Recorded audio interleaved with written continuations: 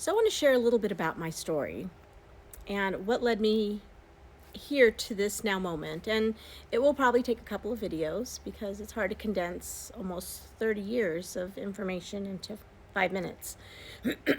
I'll start out with one of the bigger moments, and that was there was a trauma that took place. I was estranged from my, at that time, husband. I was also a mother to 3 young girls.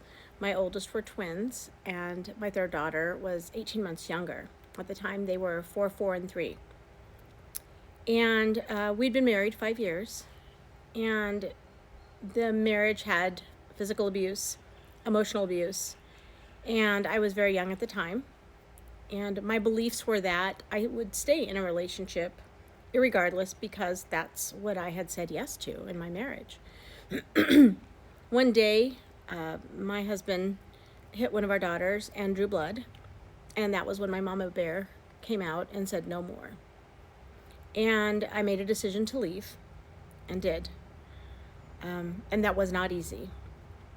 The byproduct of that was someone who came to my aid. They were a colleague I worked with at the time, and offered a support system for me while I was going through this. And it was a very contentious time between my estranged husband at the time.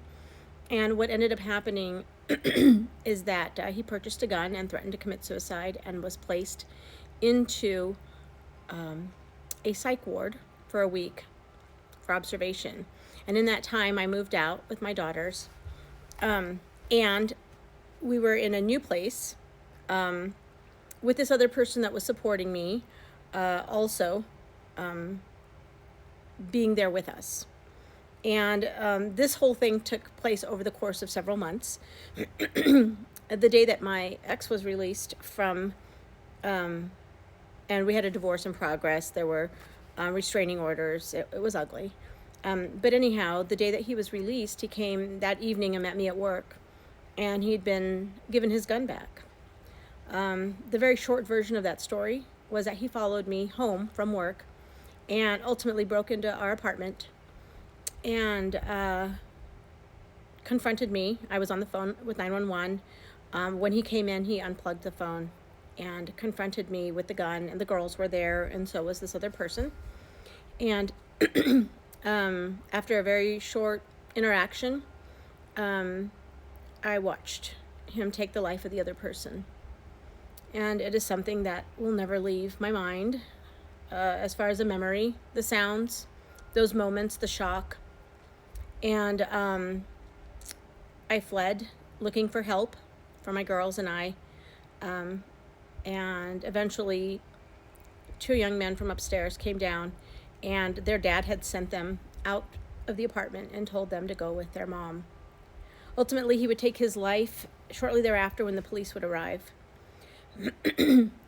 And that evening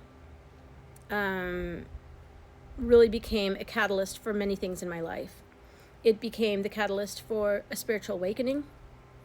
It also planted the seed in what I've come to believe as how my rheumatoid arthritis became activated in my body. And it also highlighted how I was groomed up until that time in my life to think about love, and that love was abuse. In my childhood, I experienced physical abuse from one of my parents, and little did I know that that was sending me a message. And all of this really became more apparent as I started to do deeper self-discovery and working through the trauma to really find the silver linings in my life and all the things that had transpired.